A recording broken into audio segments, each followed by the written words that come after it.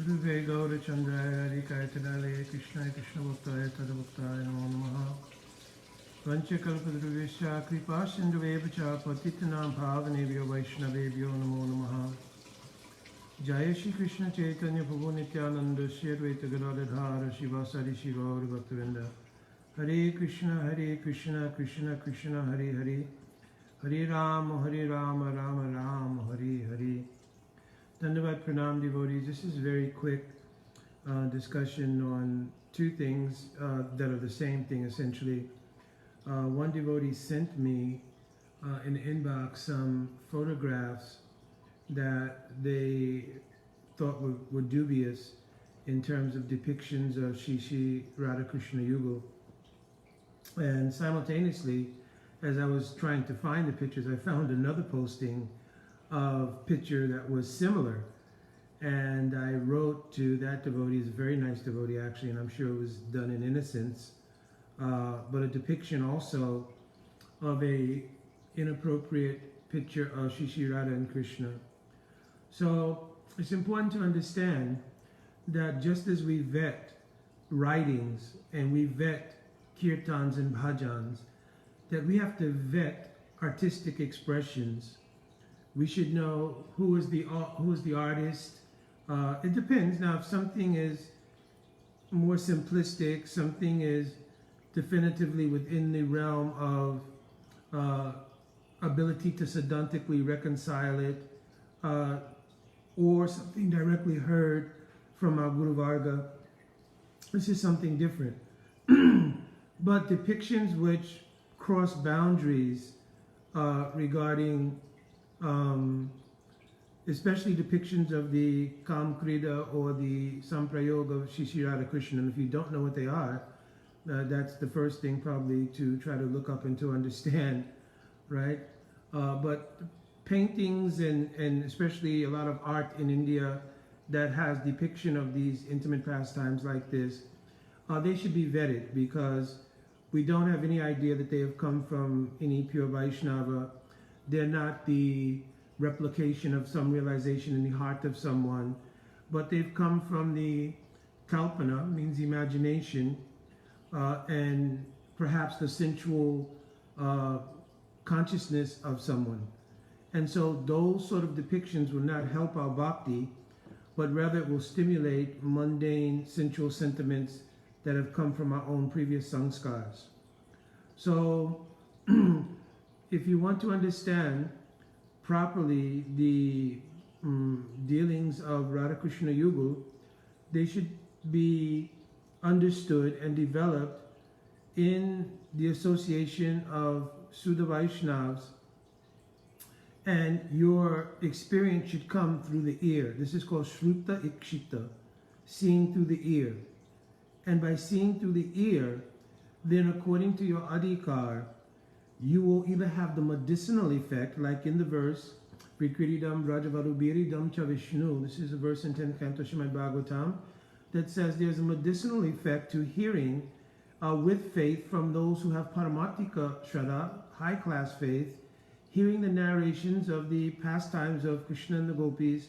It can have a medicinal effect on the consciousness to purify it.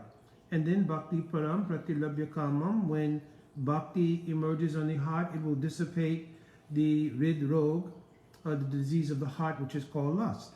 So this is how to have some connection and evolution in understanding and consciousness of the pastimes of Shri Radhakrishna Yugal. Also, if anyone has proper adhikar, then to the kavya of authorized acharyas like Geet Govinda of Jayadev Goswami, or like in Srimad Bhagavatam itself, or in the Rasa Kavya of Sri Rupa Goswami Pad and our Guru Vargas, there again through hearing, according to your adhikar, you can, if you're qualified, taste the Rasa Samagri inherent in the Leelas of Radha and Krishna. There's a whole explanation of Rasa Siddhanta which should be understood, right? Have we studied Bhakti Rasamrita Sindhu? Then have we studied Ujjwal Nilamani, right? So, and under high class of guidance. So that would be something that would be a prerequisite to trying to appreciate either bhajan, kavya, or some artistic expressions regarding Shri Sri Radha Krishna Yugal. I remember distinctly once that there's one verse in Geet Govinda, Smara Kalana Kandanam Mamasira Simandanam Dehi Padapalavamudaram. This verse is Krishna is doing Nati. Nati is one of 5 kinds of methods to break the man of Radhika.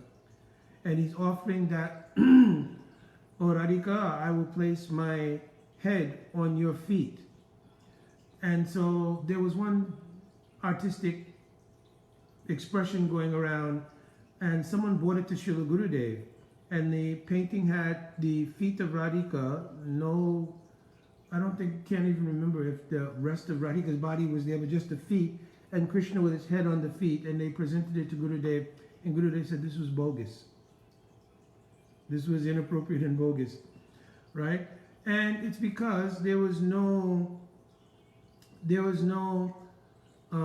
proper understanding or no proper connection with Sudha Vaishnava practice, no proper connection with Sudha Vaishnava understanding of these things. So Gurudev immediately said, don't bring such things. We should, just as Mahaprabhu was very vigilant not to hear things which were potentially rasabas, etc. So he would have Swarup Damodar to filter any presentations that were brought to him.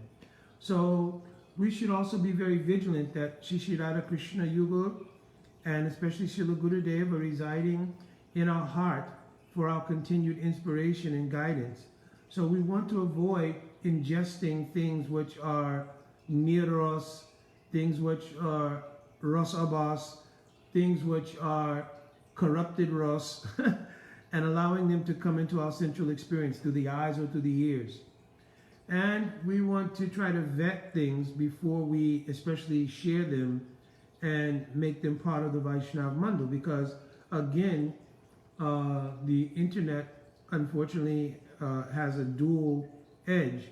One side can be very helpful in helping us to communicate and share and grow, and another side of it is very detrimental because it gives leeway or it gives entrance for so many things which are harmful to bhakti to come in and become part of the Vaishnava experience, right? So we want to try to be careful to vet things, from whom this painting has come.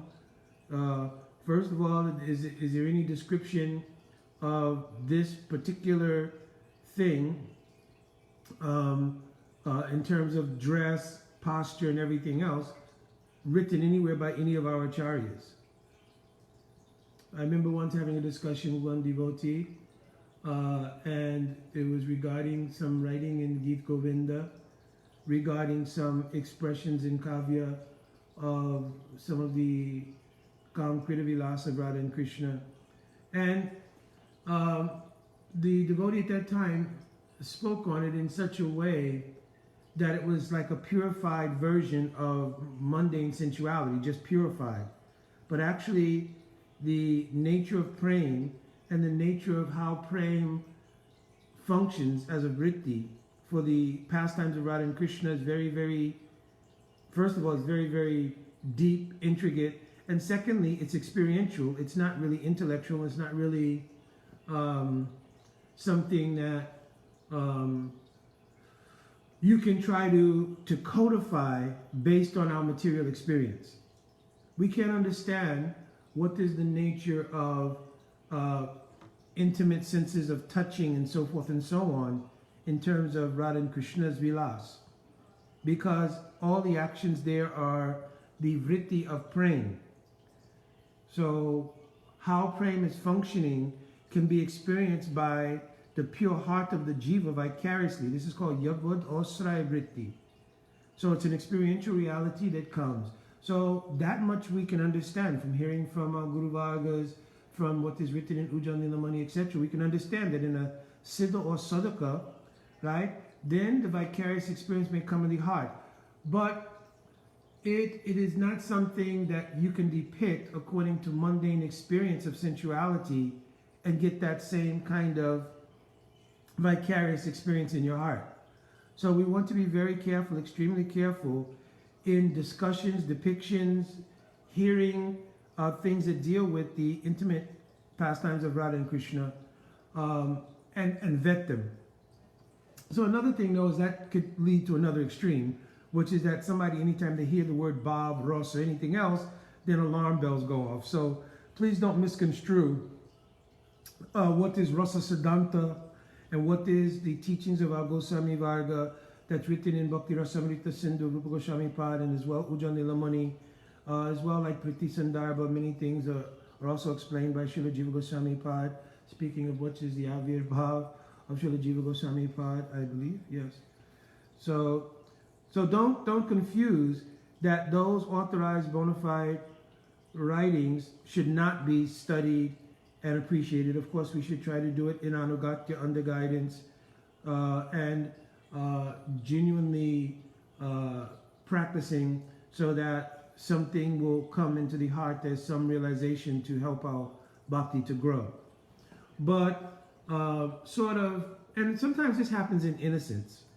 Somebody sees something like one of these artistic drawings from India, and Radha and Krishna are in some intimately compromising position or something, and it appears, oh wow, very love, very deep. But, you know, first of all, we have no idea where the genesis of that artist's conception has come from. Secondly, it is not a genuine experience that has come through the revelation in ruchi or some more elevated stage of bhakti. It is genuinely,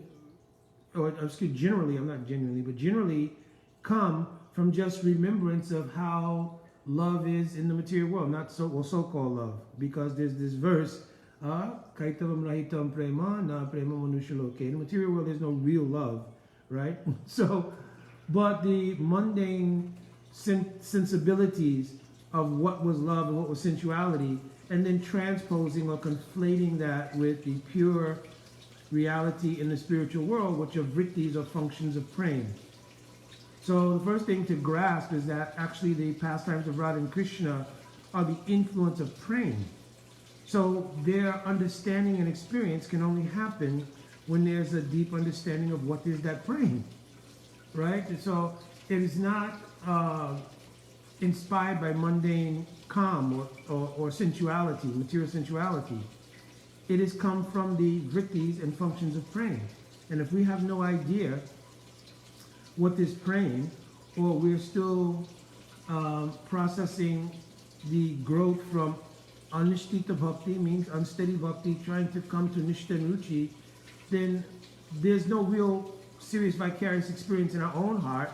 So our appreciation of someone else's imaginary sensual depiction won't be helpful to us. In fact, it'll cause more disturbance. Even if you don't experience it as a gross disturbance in your consciousness, it'll be a subtle implant in your consciousness that won't be helpful or healthy. So just as the third verse in Srimad Bhagavatam is there, Pibata Bhagavatam Rasayam Alayam. The Sanskrit word alayam means until, right? So until there's the ability to taste the rasa samagri in Srimad Bhagavatam will work as what is called rasayana. Rasayana means like a tonic, like a medicine, to help purify the consciousness. In the same way, if you will hear these pastimes, even of Radha Krishna and the Gopis, Vikridam Rajavarubiridam Vishnu Sharanvito Nu Anusuna Jana Avana Yadyaha, if you will hear with what Shraddha you have, and of course hearing from someone who has realized faith, it's called Paramatika Shraddha, then those hearing of Radha and Krishna's pastimes, etc., will be medicine for you. So even though you may not have experiential or the ability to do what is called ashwadan or tasting the rasa, you can become purified by hearing it. So your own sensual interest and shortcomings and so forth may dissipate. It's also explained like that in Bhagavad Gita. Raso Rajam Rasopiyasha Param Dritva Nivartate. That by the experience of the higher taste, that comes from the association of pure devotees and hearing the pastimes of both Mahaprabhu and Radha Krishna, etc., then your heart becomes purified and you develop a higher taste. So this is the way to approach anything like that. So we just want to be careful. Like I said, somebody sent some photos to my inbox and then I'm scrolling through because I didn't, he said they were posted on Facebook. So I went back to look to see, well, who's posting. And then one devotee that I think I know this devotee, if it's the, because many devotees have the same name. But, and I know, if it's the devotee I know, she's a very sincere devotee. So I'm sure out of innocence that this was posted, and perhaps, in all humility that I can muster, I'm only appealing that just we should be careful that we don't allow unvetted things, especially things that regard the highest part of our theology, which is the seva of Radha and Krishna Yugal, that we don't allow those things to be portrayed from the kalpana of unvetted artists. Kalpana means imagination. So this was my humble request, and at the same time answering this devotee who, they really didn't ask a question, they just sent these things to me. Oh, look at what's going on, so forth. And also, be a little careful because we don't want to criticize, we don't want to, start to point fingers and so forth. Just in humility, we should, be able to, in a humble way, mention these things, not to be critical, because again, I don't think that it's done maliciously. Now, there may be some persons who, maybe not in our Vaishnava circle, who post all these kind of things because they are in mundane consciousness, and for them, it's a stimulus for their mundane consciousness, and they just happen to be on Facebook or whatever, and so they're posting. So that's a different thing. But for devotees, just like we had a discussion on our Sunday question and answer class maybe 2 weeks ago, there were some devotees who were, and I think I spoke about it on one of these forums here, about dressing Shri Radha and Krishna in holiday outfits. Like this time it was the Christmas holiday outfit, so Radha and Krishna dressed in Santa outfits, and so we want to be mindful that this is the pinnacle of our theology. This is the most worshipable objective, and the dress and everything of Radha and Krishna has all kinds of meaning. So you can't co-opt that and conflate it with the sentiments of the material world around a particular holiday. So because we don't have any information that Saint Nick or Santa was a Sudha Vaishnava, and therefore the culture of Santa Claus and all these things is somehow pure. So, and of course the main thing being, not that, but the main thing being that everything, if you read Madhya Lila of Chaitanya Charitamrita, chapter 8, Ramananda Samvad, the nature of the dress of Radha and Krishna, all things like that are discussed there. So that's one place to find it. And everything has a meaning. So the dress of Radha and Krishna is not random. There is a meaning to what they are wearing. And even though we dress the deities in various kinds of wonderful outfits, it's still in line with the mood of what is described there as the essential meanings of why Radha and Krishna are dressed the way they are. So these are all very, very important things. And it's important to give our time, our effort, our ear, and our energy to hearing these things, so that we can all grow in bhakti. And it's equally good for my own edification to try to repeat what I've heard from Guru Sadhana Sastra, to try to be corrected if it need be, and also if I am speaking accurately from what I've heard from Guru Sadhana Sastra, to reiterate it and reinforce it in my own consciousness, so that we can all grow. All right, my Dandavat Pranam devotees. Srila Jiva Goswami Pad ki jai, Guru Parampara ki jai, of course, Srila Gurudev, Srila Prabhupada ki jai. Panchakalpaturubhyascha kripa sindhuvaivacha patitanam pavanebhyo vaishnavebhyo namo namaha. Jai Radhe Radhe.